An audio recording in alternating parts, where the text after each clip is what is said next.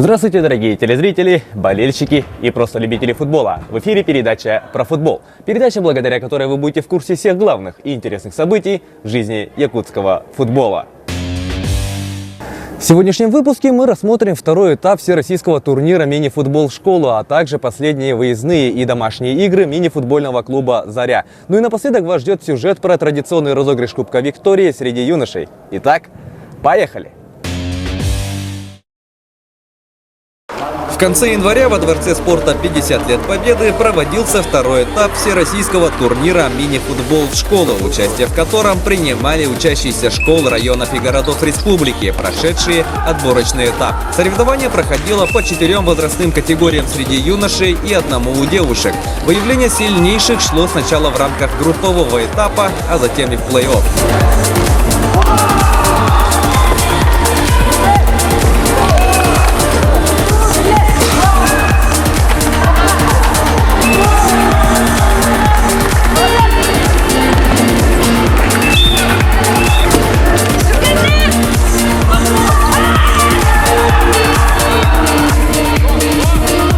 По результатам всех сыгранных игр среди самых младших юношей сильнейшей оказалась команда Маркинской школы. Второе место заняла команда школы поселка Махсагалла, а третье место досталось команде Оленёкской школы.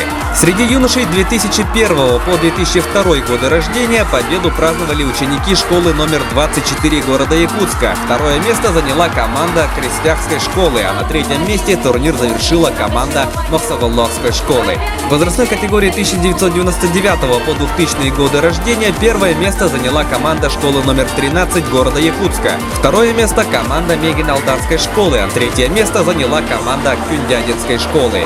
Среди старших юношей звание сильнейших завоевали ученики Оленёкской школы. Второе место заняла команда школы номер 26 города Якутска. А на третьем месте турнир завершила команда Намской гимназии. Среди девушек сильнейшей оказалась команда Качекатской школы. Второе место заняли ученицы Антоновской школы. И третье место заняла команда Оленёкской школы. Все победители своих возрастных групп республиканского этапа примут участие на дальневосточном этапе, который пройдет в марте месяце в городе Хабаровск. 24 и 25 января мини-футбольный клуб «Заря» в рамках 10-го тура высшей лиги играл на выезде против мини-футбольного клуба «Ухта». В первой игре счет на 8-й минуте открыли хозяева площадки, и Дмитрий Костюков, воспользовавшись ошибкой нашей команды, реализует выход 1 на 1. Спустя несколько минут Дмитрий оформляет дубль после неразберихи нашей штрафной 2-0. На 25-й минуте игры Алексей Горшков, сыграв на перехвате, выбегает на рандеву с Никитой Евтушенкой. Последний выручить не смог 3-0. Вторая половина игры также началась с гола Ухты. Быстрый розыгрыш аута, и мяч доходит до всеми забытого в штрафной Павла Гордюкова, который с убойной позиции не промахнулся 4-0.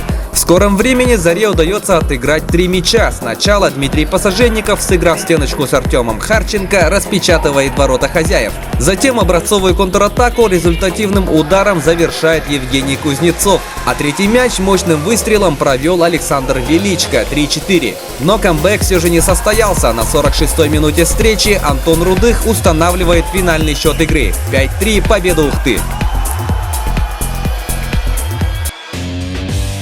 Во второй игре тура счет также открыли хозяева площадки. Со штрафного удара забил Денис Бушмакин 1-0. Спустя 5 минут Заря сравнивает счет. Евгений Кузнецов замыкает прострел Александра Величко 1-1. На 29-й минуте встречи Ухта вновь вышла вперед. Контратаку результативным ударом завершил Александр Севец 2-1. Ближе к концу встречи второй мяч Зари с передачи все того же Величко забивает Артем Харченко. В оставшееся время команды не забивали. 2-2, боевая ничья во второй игре тура.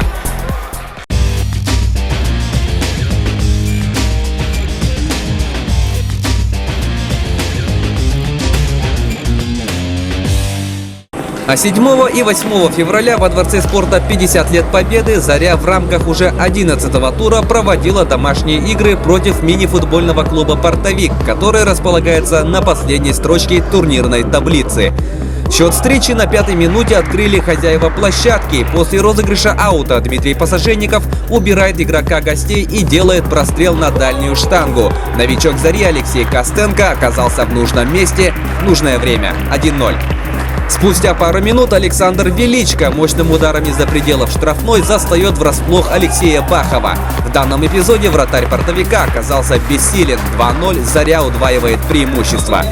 Но гости тут же ответили и сократили отставание. Результативный удар нанес Роман Адамов 1-2. На 35-й минуте матча Бахов, играя на выходе, нарушает правила внутри штрафной, за что арбитрами был назначен 6-метровый удар. Артем Харченко с точки не промахнулся 3-1.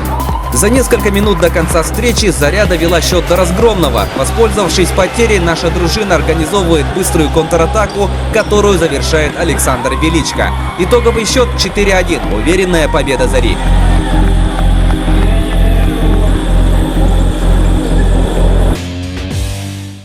Во втором матче тура напряженная борьба за очки продолжилась. В этой игре собравшиеся любители мини-футбола увидели 13 взятий ворот, первые из которых хозяева площадки организовали на первой же минуте, благодаря мощному удару издали Руслана Гаязова. Через несколько минут капитан гостей Андрей Самойленко, получив мяч от вратаря, сравнивает счет 1-1.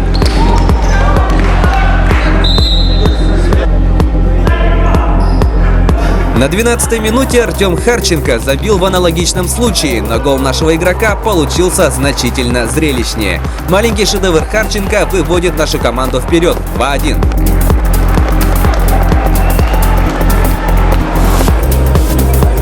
Буквально на следующей же атаке Евгений Кузнецов, воспользовавшись ошибкой вратаря гостей, забивает третий мяч Зари, а спустя 5 минут Евгений оформляет дубль, замкнув прострел Артема Харченко 4-1. Под занавес первой 25-минутки гости сократили отставание. Результативный удар на счету Артема Михеева. Во втором периоде игры команды продолжили щедро обмениваться забитыми мячами. На 33-й минуте Дмитрий Пассаженников в одиночку организовывает пятое взятие ворот гостей. Спустя 3 минуты напор Дмитрия вновь приносит свои плоды 6-2.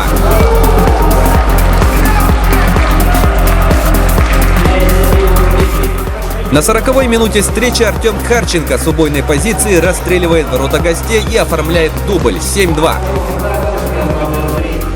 Через некоторое время Артур Редькин замыкает прострел, сыграв на опережение 3-7.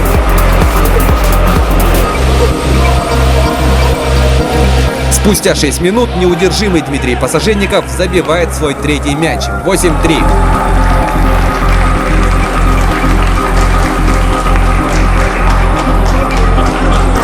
За оставшееся время портовик все же смог разбавить счет и сократить отставание до 3 мячей. Сначала Валерий Трифонов поразил пустые ворота, а затем Даниил Цинский установил финальный счет, замкнув прострел Андрея Самойленко. 8-5 Заря побеждает и во второй игре тура. Наша команда берет 6 очков. Мы взяли 6 очей из 2 игр. Я считаю, это очень хорошо. Я доволен результатом. Игрой команды я недоволен. Может быть, класс, мастерство у команды «Портовик» очень приличный. Где-то ребята играют на морально-волевых. У них состав, в принципе, есть тоже проблемы кадровые. Но ребята играют до конца, с 1 по 50-ю минуту. У нас же такого я сегодня не видел. И у некоторых людей я не видел желания огромного играть. Если с метра мы не забиваем по 10 раз в игре, это такого просто класс и уровень игроков, мастерства не хватает. В общем, нужно работать с утра до вечера, работать, тренироваться. Так что... Отметим, что после 22 сыгранных игр наша команда набрала 25 очков и располагается на 5-й строке турнирной таблицы. –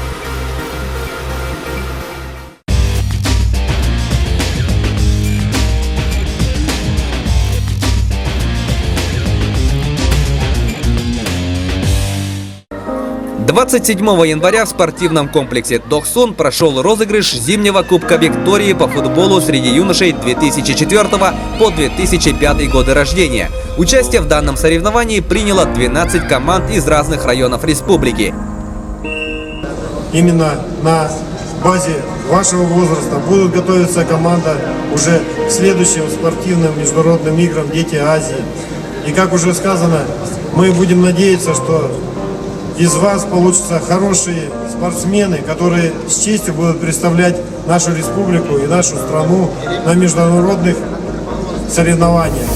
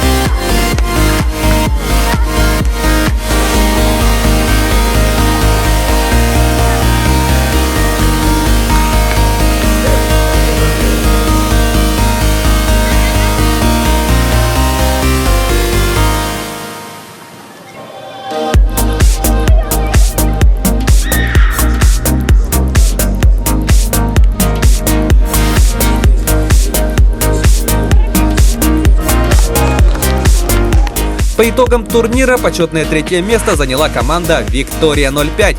Второе место досталось мархинской команде «Пульс». Ну а звание чемпиона и обладателя кубка завоевали юные футболисты команды «Виктория-04».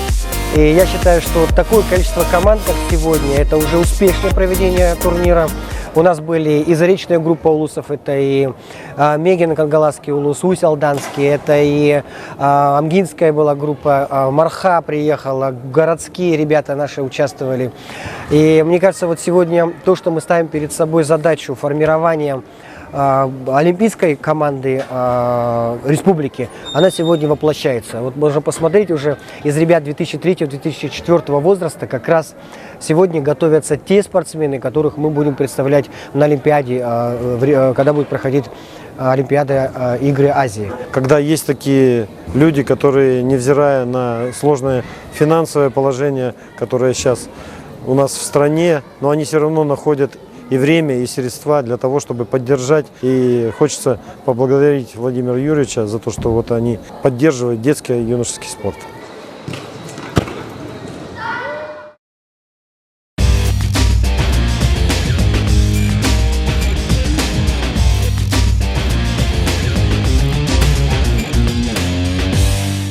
А на этом у нас все. С вами была передача про футбол и Влад Сергеев. Смотрите футбол, любите футбол, болейте за наших. До скорых встреч. Пока. С 24 по 28 февраля объявлена неделя спорта и физической активности, посвященная Национальному республиканскому дню здоровья. В рамках данной недели пройдут физкультурно-оздоровительные занятия, спортивно-массовые мероприятия, мастер-классы, дни открытых дверей в спортивных сооружениях, учреждениях образования и трудовых коллективах, а также обучающие семинары для инструкторов. Справки по телефону 42 07 86. Не оставайся в стороне, оздоравливайся вместе с нами.